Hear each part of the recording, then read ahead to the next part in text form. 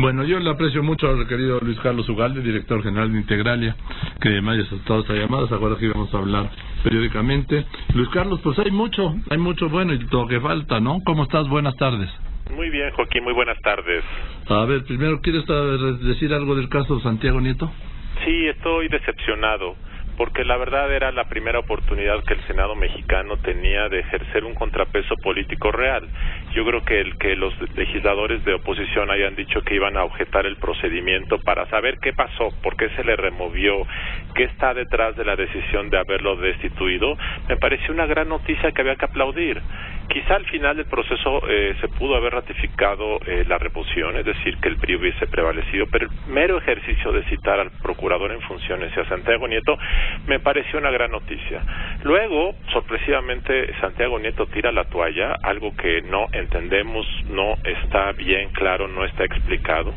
Y luego volví a tener un cierto respiro de optimismo cuando Fernando Herrera, coordinador del PAN, el PT y Morena, dicen que van de cualquier forma a concluir el proceso de objeción, aunque Nieto ya haya tirado la toalla. Eso me pareció a mí una gran noticia, pero sorpresivamente, Joaquín, sorpresivamente de repente firman un acuerdo para irse de vacaciones. Sí. En los hechos, básicamente lo que hace el PAN y Fernando Herrera, coordinador, es avalar el hecho de que se concluya el proceso y no se objete, y la verdad es que llama mucho la atención que en la tribuna digan una cosa y en los hechos digan otra. Lo que está ocurriendo hoy, que de manera silenciosa todos los partidos, salvo Morena, que sigue insistiendo en citar a declarar al procurador, todos los partidos avalan que Santiago Nieto se haya ido, pero nos dicen otra cosa en tribuna. Entonces, pues es una doble retórica muy decepcionante. Sí, pero incluso el caso del PT, el coordinador del PT firmó el acuerdo para irse de vacaciones, ¿eh? Así es, efectivamente. O sea, todos, para las vacaciones como los mosqueteros, uno para todos y todos para uno. Pero son las vacaciones, pero en el fondo lo que esto demuestra, claro, es que hubo otro tipo de negociación. Entonces a nosotros nos dicen externamente en la tribuna que van a objetar la destitución, sí. Acusan al PRI, acusan al gobierno, pero en los hechos acabaron por avalarlo, y la verdad es que al final del día queda una nube de duda de qué pasó exactamente. Parece un show, parece una doble moral. La verdad es que me parece una mala experiencia al final de algo que pudo haber sido un buen ejercicio de rendición de cuentas. Yo coincido contigo, por primera vez íbamos a ver algo inédito, Luis Carlos Ugalde. Así es. Algo inédito de cómo el Senado iba a hacer esta audiencia, vamos a llamarle así, ¿no? Para discutir un caso que, por ejemplo, en países como Estados Unidos es muy común que citen a gente de gobierno y a particulares, como acaba de ocurrir con las cabezas de las principales de Twitter, de Facebook, ¿sí? Para que explicaran la trama rusa. O sea, hay que comparecer, y aquí se tenía una oportunidad maravillosa y la dejaron ir, la reventaron.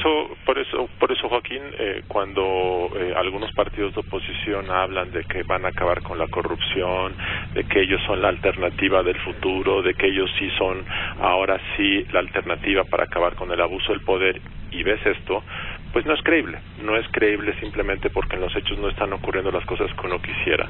Entonces, pues eso tache desafortunadamente en las últimas 2 semanas, Joaquín. Coincido totalmente contigo, Luis Carlos Ugalde, y sobre todo la decepción, ¿sí?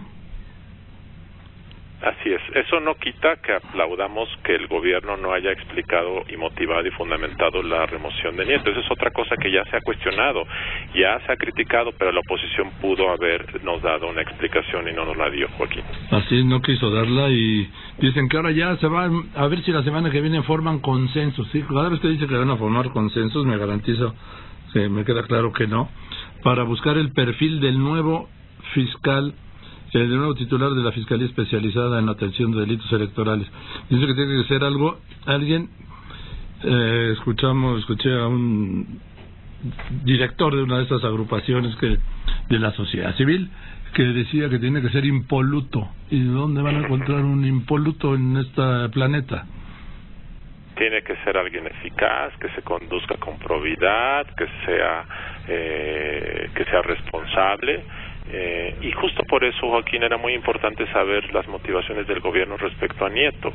Sí hay un argumento de que Nieto pudo haberse conducido con imprudencia, que pudo haber sido deslizado comentarios a los medios, que yo creo que es incorrecto que lo haga él o cualquier otro fiscal o procurador, y se hace comúnmente, que sí hay traspiés en lo que dijo y no dijo, y yo creo que era importante llamarlo a cuentas también a Nieto. Yo creo que al procurador y a Nieto había que llamarlos a cuentas. Se nos fue la oportunidad, Joaquín. En fin, ahora, ¿cómo estás viendo? Estoy hablando con Luis Carlos Ugalde, director general de Integralia, es director del Instituto Federal Electoral. ¿Cómo estás viendo, Luis Carlos, el tema de los independientes, la aplicación? Margarita Zavala, que es la que lleva más firmas, tiene 40,000, ya solo le faltan 1,160,000, ¿sí? Para tenerlas más o menos 1,200,000 que le garanticen las 866,593. En este tema, Joaquín, yo soy menos pesimista que otros. Tú has cuestionado en tus columnas el procedimiento que se está siguiendo. Yo creo que lo que ha hecho el INE es un paso adelante en cuanto a una aplicación que efectivamente puede tener problemas, y los problemas no son por la aplicación. Tienen que ver, Joaquín, con que algunos teléfonos tienen una cámara de no mucha resolución, tiene que ver con que algunos no tienen mucha memoria, tiene que ver con la impericia, tiene que ver con que es un mecanismo nuevo. Pero te quiero decir porque esto es algo mejor que el pasado. En el pasado recopilabas firmas con papel, y esto permitía que pudieras tú comprar firmas. ¿Qué quiere decir? Que ibas en una colonia y pagabas 50 pesos por credencial, recolectabas 500 credenciales, ibas a un lugar donde gente llenaba y copiaba credenciales, podría falsificar incluso las firmas, y al otro día regresabas y volvías a devolver las credenciales. El pago de firmas para apoyar a candidatos independientes ha existido. Esta nueva modalidad lo hace más difícil porque tienes que tomar la foto a la persona está presente, es decir, creo que es un avance. Dos, sí creo que el INE tiene razón cuando dice, oye, vamos a darle tiempo. Muchos candidatos independientes no tienen la infraestructura, no tienen movilizadores y apoyadores, gestores, y efectivamente los datos que te muestra el INE es que de aquellos registrados por los candidatos a la presidencia, solo el 14% han estado recopilando firmas. Quiere decir que los propios candidatos presidenciales, en algunos casos, no están siendo muy buenos en activar a sus bases de promoción. Yo creo, Joaquín, que al final de esto vamos a tener quizá 1, quizá 2 o hasta 3 personas que lo logren. Pero yo creo que este paso adelante en materia tecnológica es bueno, y siendo la primera vez, claramente es un mecanismo más lento, pero yo creo que hay que darle el beneficio de la duda. Yo creo que el INE al final del proceso podría quizá extender 1 o 2 semanas el periodo de recopilación, y con eso recompensar estas 2 semanas que han sido un poco de duda y de aprendizaje. Duda de aprendizaje, pues porque además no se sabía antes, ¿no? Así es. Y eso, el tema del aprendizaje pues tiene un costo, y yo creo que el costo pues sería, como tú dices, pues extender el plazo, porque efectivamente hay teléfonos con los que no puedes hacer el registro de firma, ¿sí? Porque tienes teléfonos más o menos recientes, teléfonos que llaman inteligentes, y pues esos no los tiene toda la gente, vamos. Así es. Ahora hay otra crítica que se ha hecho, Joaquín, que yo tampoco comparto, esa crítica que dice, para ser candidato independiente se piden requisitos imposibles de cumplir. Yo hago el contraargumento. Imagínate que para ser candidato a la presidencia, en lugar de tener que juntar 866,000 firmas, te pidieran 150,000. Bueno, pues si te pidieran 150,000 firmas, seguramente en la boleta electoral habría 15 candidatos independientes a la presidencia. ¿Queremos eso? Yo la verdad no quiero eso. Yo creo que un candidato a la presidencia debe mostrar cierto nivel de operación de campo, cierta infraestructura, cierta capacidad de logística operativa, y esto te permite tener ese filtro, de tal forma que yo creo que debemos ver cómo funciona esto. Yo sí creo que va a haber 1 o 2 candidatos independientes a la presidencia, y ya veremos qué pasa el próximo año. Quizá ninguno de ellos tenga la fuerza suficiente para ganar la presidencia, pero sí creo que alguno de ellos, o más de uno, puede capturar el 8, 10, 15% de la votación, y en esa medida, en una elección tan cerrada, van a ser un fiel de la balanza, sin duda. Sí, mira, yo no había tomado en cuenta esto que dices, pero tienes razón en ese sentido de que pues se inscribieron 89 personas para ser candidatos a la presidencia, quedaron 48 y de ellos en realidad pues, solo hay 5 visibles, ¿no? Margarita, el Bronco, María, Armando y Pedro. Sí. Los demás pues no hemos sabido nada. No, y si tú ves la tabla de los candidatos aspirantes a la presidencia, hay como 6 o 7 que no tienen una sola firma recopilada, lo cual quiere decir que muchos de ellos se metieron por el show, quizá por la fama instantánea de un minuto. En fin, yo creo que estos requisitos ayudan a darle un poco más de seriedad y es un filtro que yo creo que puede ser benéfico al final del día. En fin, pues ya espero que estés pronto de regreso, Luis Carlos, porque tenemos que hablar del tema del frente, ¿sí?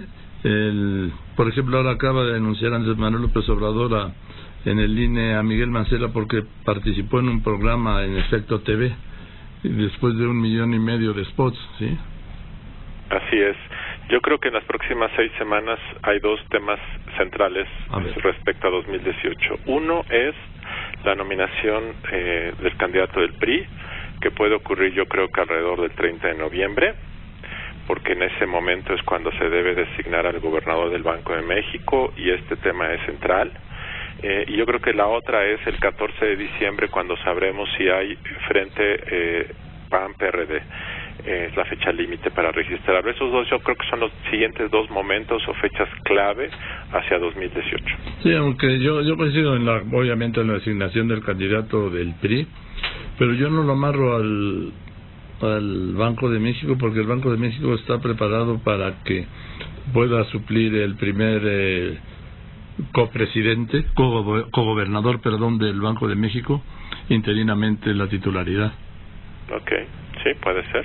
Ya estamos, ya que estamos viendo escenarios, ¿no? Claro. Pero en fin, pues ya veremos qué pasa. Yo también lo doy cerca de esa fecha que dices tú, en los primeros días de diciembre. Quizás estará esperando el presidente que los demás partidos, bueno, quitando Morena, nominen candidato, ¿no? Así es. Pero en fin, ya lo veremos juntos, Luis Carlos. Claro que sí, Joaquín. Muy buenas tardes. Gracias, que estés muy bien, Luis Carlos Ugalde. Te mando un abrazo, director de Integralia.